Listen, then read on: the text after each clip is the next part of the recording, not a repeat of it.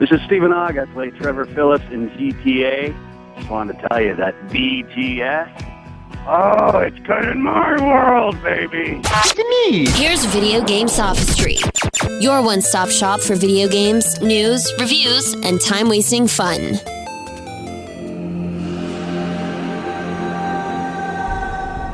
Good evening, ladies and gents. Andy Burkowski here for Video Game Sophistry, your one-stop spot for all your gaming needs into January 2014, sir. 2014. Big year for gaming, ideally. Of course, I'm joined by... Hello, this is Shaggy Dave. Hello, I'm joined by Hello. No, Hello. Mr. Shaggy Dave is here. So we made it, 2014. Yeah, barely. You almost died? Yeah, New Year's Eve, I almost died. Oh, man. Yeah. That sounds like a great story. And you would have done the show by yourself. And it would have been better. I would have just done your voice. Okay, I'll just turn off my mic. Oh, now. no. Okay, now he's gone. The little red light left, and now we have... Oh, wait. It went back on. I can't do that. He can't leave. He All loves right, you guys come on, too let's much. just move on. All right, so we're into 2014 again, starting up new. That kind of Christmas slump where everyone got to play those wonderful games is slowly finishing, and now we're looking into the new year about the new games that are coming out.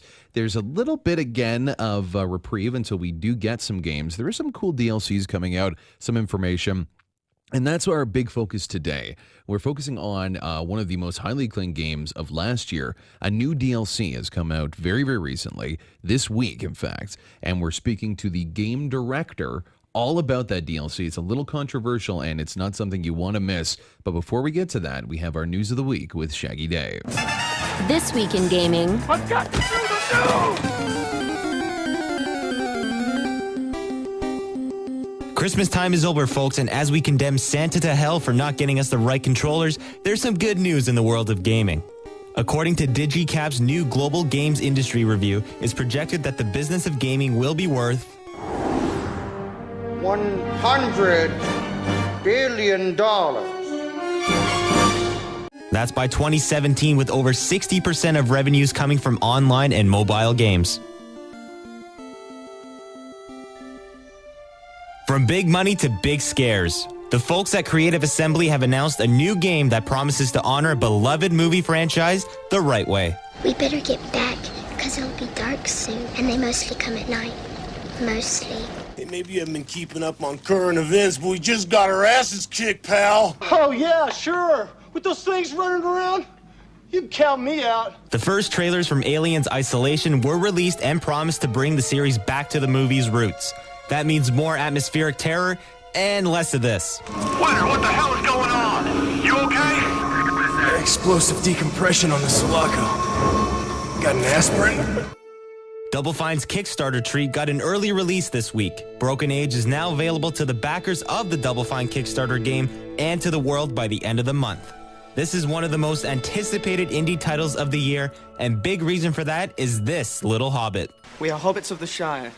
Frodo Baggins is my name, and this is Samwise Gamgee. We set out from Rivendell with 7 companions. Elijah Wood plays this game's lead character, Shay.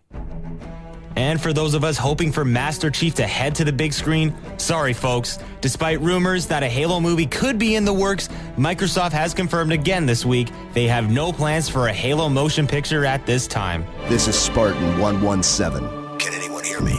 Over. Master Chief, you mind telling me what you're doing on that ship? Sir, finishing this fight.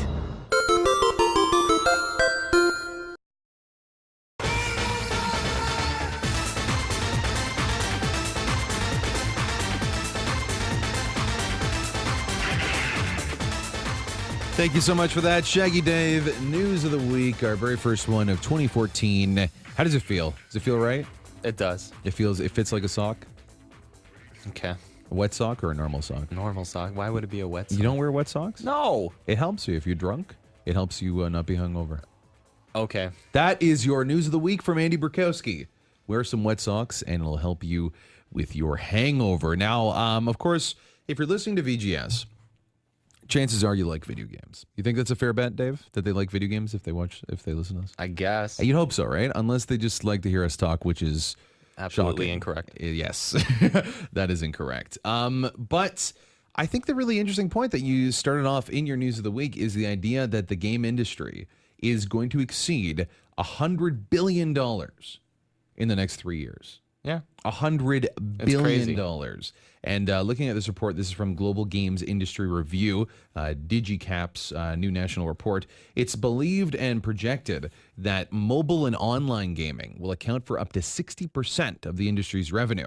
And that's, again, in the next 3 years. Most of that growth is in sectors and just in general coming from Asia. I think there's a really interesting dichotomy here because for most people who really enjoy games, who are more in the hardcore camp, that listen to our interviews with the Kickstarter folks, with the indie titles, they are by and large gamers that won't pick up an online or in a mobile game. It's usually not those sort of gamers. And the interesting thing is, by this time in 3 years, over half the industry will be represented by those games that most people who enjoy games will say are too immature and don't have that sort of depth. We have an interesting dichotomy here because, Shaggy Davidson, you spend a lot of your time with a select few of online and mobile games, correct? Yeah, I play The Simpsons Tapped Out. If you want to add me as a friend, by the way, it's the Shaggy Dave, capital T, capital S, capital D. I need those friends. He needs those friends. I used to play Jurassic Park Builder, but I don't. Why? Oh, I have a question. Why do you play these simple little games? Because I've tried to get into it. You know, it's done. It's manufactured well. It's there on the go, and it seems to work pretty well. But I don't get it. I don't get the appeal. I just play for fun. Well, I know you play for fun, Yeah, but why but that and not like 100 hours of GTA 5 or something like that? Because then it gets boring. You know, if I'm playing GTA, I can only drive around for so long and do so much in GTA before it gets boring. But this game, there's different things you can do, right? So you set your missions or what. For example, the Simpsons game, you can set your Homer to shovel snow for 8 hours or whatever it is, and then I'll come back in the 8 hours. I'll time it. That's the thing. It's weird. I time it according to my sleep. You know? It's almost like work then in a way, It right? is, but it's fun. There's a lot of little games like that though, that you have to wait for time to pass by and then you just kind of check in and it gives you little additions to your land or whatever it is, you right? get money. Your town. You get money. But then you're not actually playing any sort of game of chance or game of skill, right? It's it's about networking. It's almost like there's no skill in it. Well, I'm not as familiar with these. Unless it's Plants vs. Zombies, which I love playing. Well, yeah, but listen, I think a lot of the times I'm playing a game like that, it's when I am relieving myself for the day. Okay. That is when I play mobile games. When I can't reach an encyclopedia, so you actually read encyclopedias? Oh, I read encyclopedias. Do you read it online? No, I don't read them online. You read the hardcover? Hardcover, baby. This is when, I think we play these games when you're on the toilet. That's how I play mobile games. Like your Game Boy Advance, you're playing Pokemon on the toilet, right? Well, I don't have a Game Boy Advance anymore, but I'm saying SP? like with your phone, for the gamers who are playing the phone games, the mobile games, more than the the Vita games and the 3DSs. I think a lot of that just has to do with availability of when they're actually going to play, when they're on the bus, or in my case, relieving myself for the day. But for you, it's something that is just kind of always there, right? Yeah, it's because like, I always it's like have checking my on phone. a baby. That's the thing. I always have my phone on me. So if I'm... But it's not really playing games, is it? No, but it's there. You know what I mean? And then that's the thing. So if I'll send a message to whoever and then, check in my Simpsons, check how my Springfield is doing here. But check what do how you my get Jurassic from Park it, is I doing. mean? Nothing. It's just fun. You just kill time, basically. Yeah. I don't get anything out of it. It's pretty bad, though. I actually spent money on it. It's the first time I promised myself I would never do it, but it was Christmas time and I treated myself, so I bought some donuts on Simpsons, and I bought Santa's Little Helper. So that's my only interesting. purchase. Why you did that? Why exactly? Because I was an It was idiot. like $1 or something, right, or something like that. It's more than that. Yeah, it was more than that. It was $20 Okay, you spent $20 on. I think it was 200 or no, on 300 a free donuts. game. On a free game. Yeah. To get currency in that game. Yeah. No, it's donuts. Is that currency? Yes. Okay. So let me tell you. I want to tell you a story too, because way back when World of Warcraft was just starting, and obviously that's an online massive multiplayer Oh, is it? game. I didn't know that. Imagine that. Okay. World of Warcraft, and Never heard I of had it. spent so much money of my actual money to buy fake money in that game. I did, and this was an adolescent teenager who didn't realize the value of $1. But it's interesting to think about that, how you would spend your actual hard-earned money to get fake currency. At least in that game, there was some sort of mirror community and a sense of playing an actual game. This is essentially you're waiting for the oven to roast and you're checking on it. every 30 or 40 minutes, right? Okay. Not quite? Well, not every 30, 40 minutes, but in general, yes, you're checking on it. It's something that's an ongoing process. So it's interesting to see that is where the industry is going for a lot of their revenues.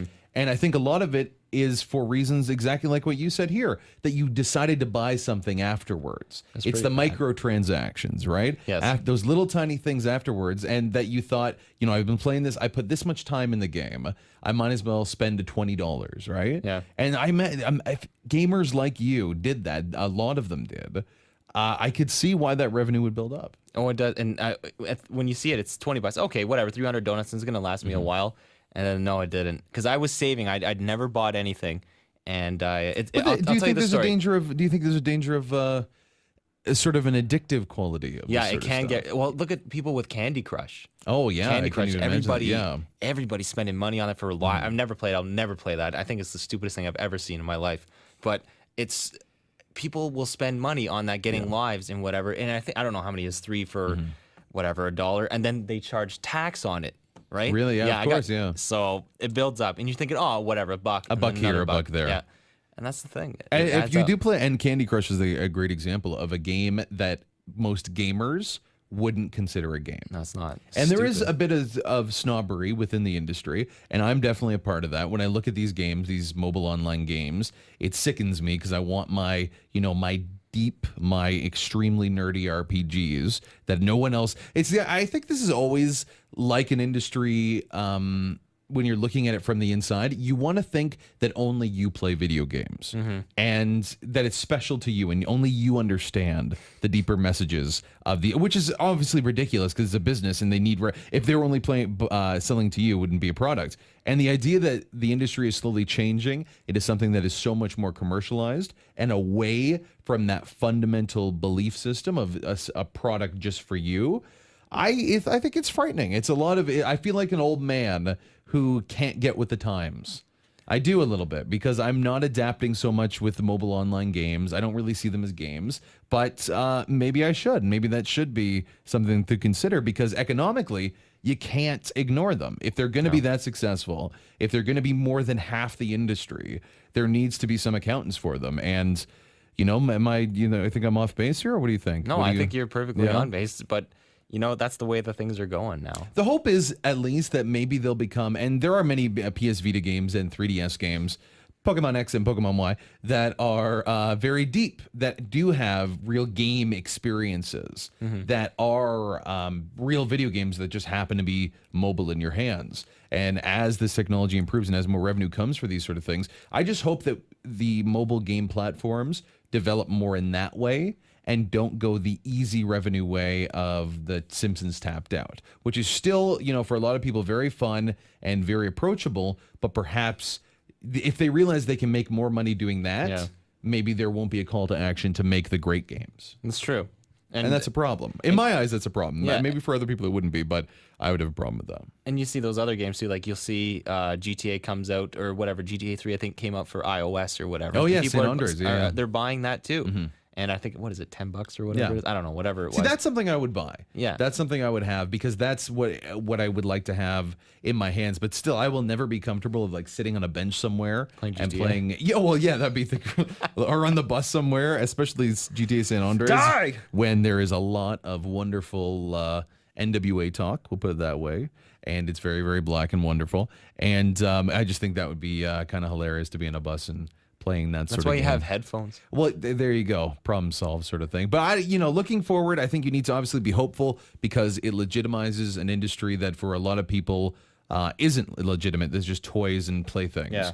But you also, I think, need to watch out because this industry could develop in a way where the bottom dollar and the bottom line forgoes artistic integrity, but I think everyone had that concern with everything. There's still art house movies, there's still indie graphic novels. There's always going to be those games that are made for the core gamers.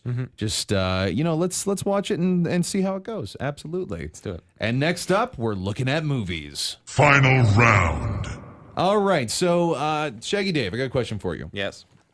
Have you seen recently or in the past a motion picture that was based off of, influenced by, or directly ripped off a video game?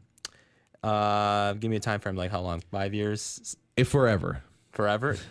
Yes. Of what you can remember. Yeah. Yeah. Okay, so you don't need to tell me anything else than that. In your memory of this game, or movie rather, was it good? Was it something that you liked? When I was a kid, yeah. At the time, you really enjoyed it. Yes. Now, looking back, would you say that generally these sort of, I think you may know what I'm indicating here, that these sort of movies are not up to snuff? Yes. I will agree with that. That is the big topic du jour, the second question, I guess, that we ask. As these more, I would say, RPG, these more story-based video games get lined up for adaptations, do you think that we're going to see those movies be a little more robust, to be a little bit, more in line with those great gaming experiences? Or are we going to get, perhaps the questionable Resident Evils? Because right now I'm looking at, of course, Box Office Mojo, great little site if you want to check it out, that has all of the top, what do we have, from 1 to 30 of the top grossing video game movies adaptations. So number one, ironically, perhaps not ironically, it's one of the biggest, one of the most famous. And I've never seen it. And you've never seen, I have, and it's good for a lot of reasons. But it fulfilled boys' fantasies in the late 90s. It was the object of ridicule and hate by feminists around the world. Lara Croft Tomb Raider is the top grossing video game adaptation in a movie, a lifetime gross of over $130 million. The second one, surprising. I didn't think it would be this successful. Do you know, what's the second one there? It's Prince of Persia, The Sands of Time. See, I love those game series, and I actually watched that movie, and I think it was pretty good. Isn't Jake Gyllenhaal the Prince of Persia? Or whatever it is? I've never seen it. Something to drink. Yeah, he is. He is, in fact, the protagonist in that movie. And they did some interesting things in that. Yeah. Where they actually followed stylized choices in the game, like from the camera sweeping down and seeing things in a way that was like the game. That's absolutely amazing. The question, I guess, is, do you make a standalone game that isn't referential to, or rather a standalone movie that isn't referential to the game? Or do you need to have that link or people won't watch it? I think you have to have that link. You think you need to have that link. So, like for a great example, big one coming up, Need for Speed. With Jesse Pinkman, of course, as the lead. Yeah. Aaron Paul, Breaking Bad success. In Need for Speed, which is literally just a racing game where you never see the person inside the cars. I just can't take it seriously. What? I saw the you trailer think he's for gonna it? yell, "Yeah, bitch, magnets"? Yo, bitch, let's race. Let's race. Yeah. Mr. White, let's race. What if he does a He cameo? is. He's going to be. Bryan Cranston plays the car. He's driving it. Yeah, and he does it, and it's just... Instead of nitrogen, it's blue meth. This is how it started, Breaking Bad. Do you know that? No, I know. Because Aaron Paul was racing one day, and then he went into chemistry class. His crappy little car. In his crappy little car. But it's just a movie like that, okay? How are you gonna link that to the game? There's no way. But it's just silly. Like it's like another example. You know, another movie, video game movie is coming out. What? Angry Birds. What are you gonna do? Just have? Didn't they already make it Alfred Hitchcock, The Birds? Well, that's my question. Is like when you have things that are just not really actual games, and you're trying to make movies out of that. What exactly do you do? I don't know. What? I would go for the story. That's the thing. Okay. Yeah. I was thinking about it because I just started playing The Last of Us finally. And I was thinking this would be a great movie. It's such a theatrical game. Yeah. And you see all the cutscenes, and I was thinking this would be a great movie. But the thing is, they would have to stick to the exact. That's how plot, I feel, because right? they're making a Mass Effect movie. Yeah. And as you know, if anyone who's listened to the show, huge fan of Mass Effect, we've gotten almost everyone who's worked on Mass Effect in some capacity has talked on our program. So we're very, very fortunate to have them on. Mark Maier's been on, a lot of the voice actors. And to think that would be a actual movie is amazing to me. I would love that, but I'm so terrified because I lie awake at night because that game is so robust that if they don't get everything just right, it will never even be close to the actual core product. So what do you do for, like, how do you appeal to crazy people like me? Make sure nobody dies. Well, no, that the right people die. Exactly. I think. But then you can't please everybody. I think what you have to do, and I think what a lot of them are doing, is you just take. Oh, I just kicked the phone.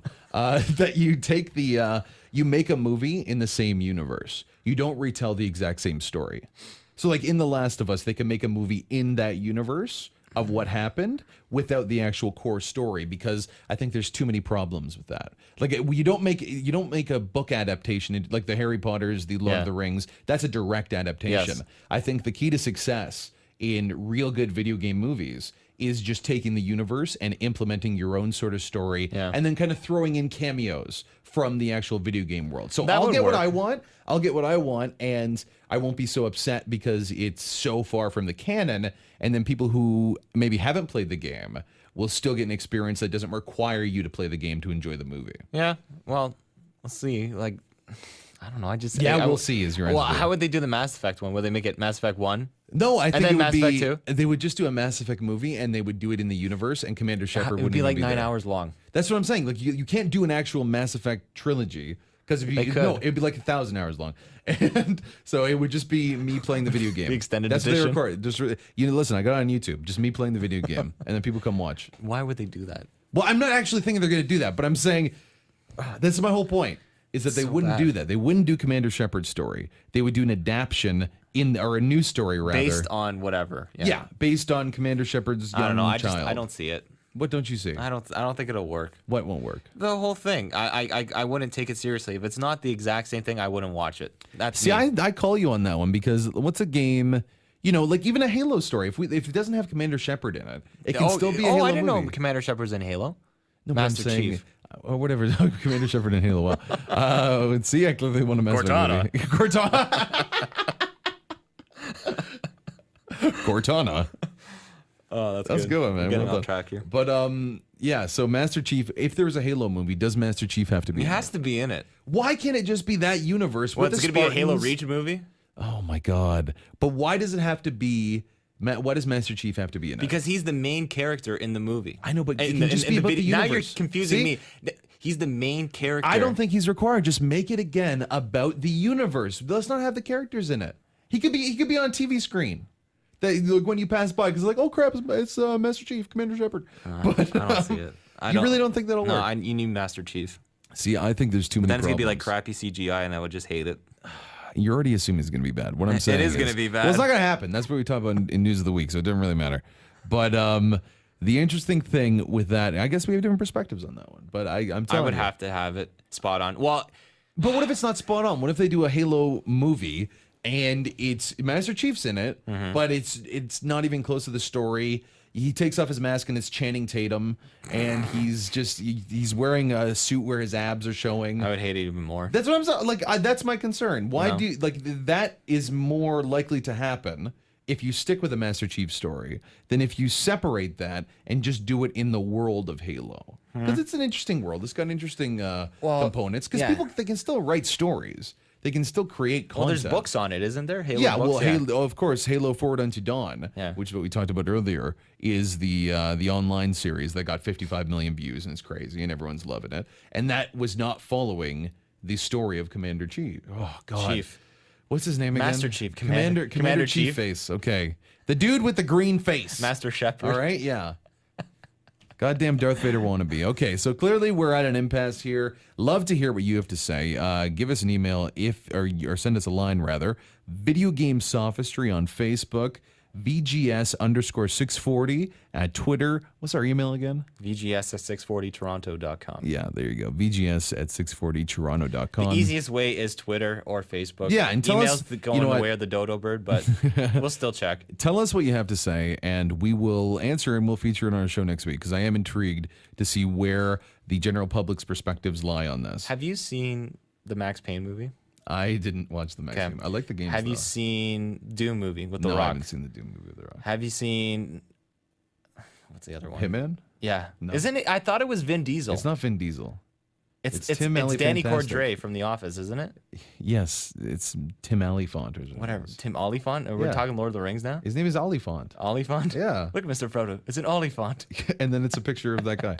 All right, so back to video games. We go from Lord of the Rings to video games. Our feature interview of the week. If you've already had a chance, you've already played Assassin's Creed 4 Black Flag. It's an amazing product. Check it out now if you haven't gotten it yet. This week, DLC has come out, Freedom Cry for Assassin's Creed 4. We're talking to Wesley Pincombe. He's the games director. We did this interview a few weeks ago, and he discusses exactly what you can expect, why you should pick it up, and deals with the controversy that's associated with this new DLC. Andy Burkowski here, VGS Talk Radio, AM 640. We're here on the waterfront. There are boats all around us. And how appropriate that as we look at these majestic vessels of the sea, Assassin's Creed 4 Black Flag. We already talked before about the main game. Now we're going to get into the nuts and bolts of the DLC. Who am I speaking with today? You're speaking with Wesley Pincombe. I'm the game director on the project. The DLC, Freedom Cry, for AC4 DLC. For AC4 Black Flag. Certainly. Yeah. Yeah, I'd love to hear a lot more about what we can expect. You know, a few months down, we've already, by that point, hopefully played through everything we want from the main game. What can we expect from the DLC?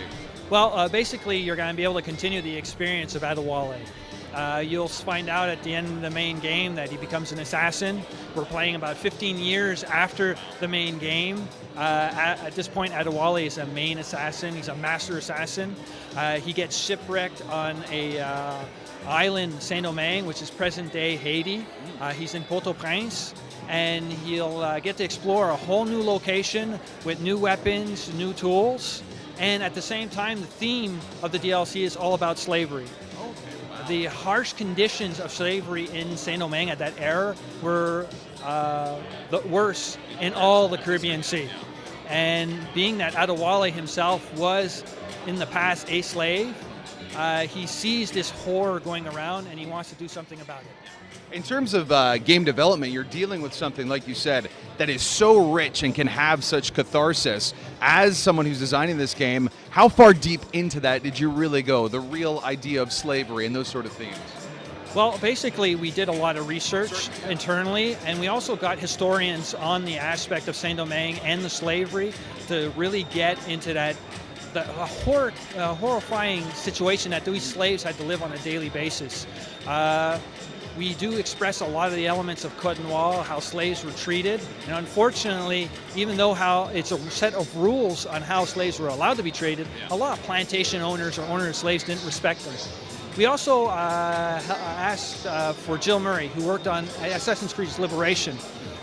She dealt a little bit with slavery and liberation, and she did end up helping us out and writing basically the story for Freedom Cry, the DLC for Assassin's Creed Black Flag. Since we are dealing with Assassin's Creed Black Flag, of course, all about naval battles, I can just picture these great moments, because whenever you're dealing with slavery, I think in any sort of medium, it's almost necessary that you have those moments of retribution where you're fighting against the system in this way. Since you already have such a rich and deep naval battle system, can we expect to have those sorts of moments on the high seas? Yes, we get them on the high seas. We also get them in the city. But for those that are in the Caribbean Sea, the player, Adewale, gets his own ship, the Experto Crédit, and he actually has an opportunity to stop these slave ships before they reach their destination. Is there any opportunity to make sort of the role of choice, I guess, in the DLC? How is it implemented? I wouldn't say choice per se, but you do get the choice on the aspect of which events of liberation you want to participate in. Again, the player can save all the slaves if he wants. He has that choice. But if there is a certain preference that he prefers liberating slaves from plantations, he prefers going out to sea and doing liberations via destroying slave ships. If he wants to go into Port-au-Prince and slaves that have just been disembarked from slave ships, he wants to stop the auction, he has that choice. So he can go around the entire DLC and liberate slaves the way he wants, or he can go around and liberate every single slave he sees. Assassin's Creed is very famous for having that level of detail and attention to history. We talked about it a little bit there. When we're in this DLC, will it feel, I guess a better way to describe it, how will it feel? Do you think we'll have, the player will have that sense of a loss because he's experiencing slavery in a certain way that he never has before? Well, the goal is that once the player is exposed to these horrible situations that the slaves are in, that he engages himself to actually want to liberate them from this brutal situation that they're in. Yeah. There you go, absolutely. In terms of difference from the main story, you talked a little bit about new tools, new abilities that we're going to have. What can we expect in the DLC that you can share? Well, first of all, you are controlling Adewale. He's a new assassin. He's present in the main game. You can see him right there. He's the first mate to Edward Kenway. As Adewale, he's become a master assassin. He has his own tools, which is a machete, so all new types of kills and functionalities with the machete. He also has a blunderbuss, which is another new tool that he has, which was present in previous Assassin's Creed, like Assassin's Creed 3, but it has a bigger impact. It's a more powerful tool in the DLC, and we're going to be delivering a little bit more information on that in the upcoming weeks. In terms of the player's overall experience, what do you want them to take away from the DLC of Assassin's Creed Black Flag that perhaps wasn't in the main game? Well, we want them to see through the eyes of a different assassin. Adewale, being that he experienced slavery, managed to escape slavery in his past, being exposed to it in Port-au-Prince, we want the player to see the conditions that these slaves had to live in. And we present it in multiple ways. We present it through what they lived and how they were sold in Port-au-Prince. We see how they live on plantations. We get to liberate them on slave ships. But we also deliver a lot of historical information through the Animus database. We also get the life of the city. You get the ambience of the city in which how they're treated, how do you hear them being treated. You get aspects of Code Noir, which is the set of rules on how plantation owners are allowed to treat slaves. We get all that information, and we want to try to get as much historical facts into the game so the player gets to understand the situation and how these slaves were treated in that era. Absolutely. I think you're touching on a big fact of why Assassin's Creed is so popular. Not only, is there a great deep engine, you can do a lot of stuff, but the countless hours I have spent, just happening upon a building, database pops up, and reading 13 hours of history because of that. And I think this is a game that's singular to that, and you're saying the DLC will offer a perspective that the main game, I guess, doesn't in terms of historical background. Absolutely correct. We try to expand, well, like you hit the nail on the head right there. It's just, we take what's in AC4 and Black Flag, and we expand on it through the eyes of a new assassin. It is a game after all, and we do have to deal with numbers. What are you guys thinking about in terms of how long the DLC will be? So far, it's a DLC of 3+ hours. It could even go past 6 hours, depending on how much time the player wants to invest into the DLC. Thank you very much again. Andy Burkowski, VGS Talk Radio AM 640 at the Assassin's Creed 4 Black Flag preview event here, right on the harbor front. Make sure you check out the DLC. Thank you very much.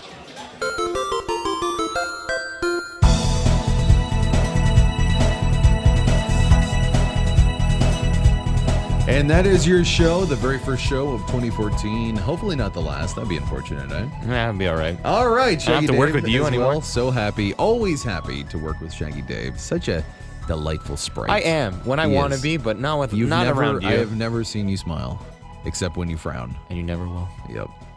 Anyways, this is About Video Games. Thank you so much for joining us this week. Really appreciate it. Again, follow us every week, VGS_640 on Twitter, Video Game Sophistry on Facebook, and of course, go to 640toronto.com/VGS. That's our main page. Has all the videos, all our reviews, everything you need. I'm Andy Burkowski. And I'm Shaggy Dave. And this is VGS.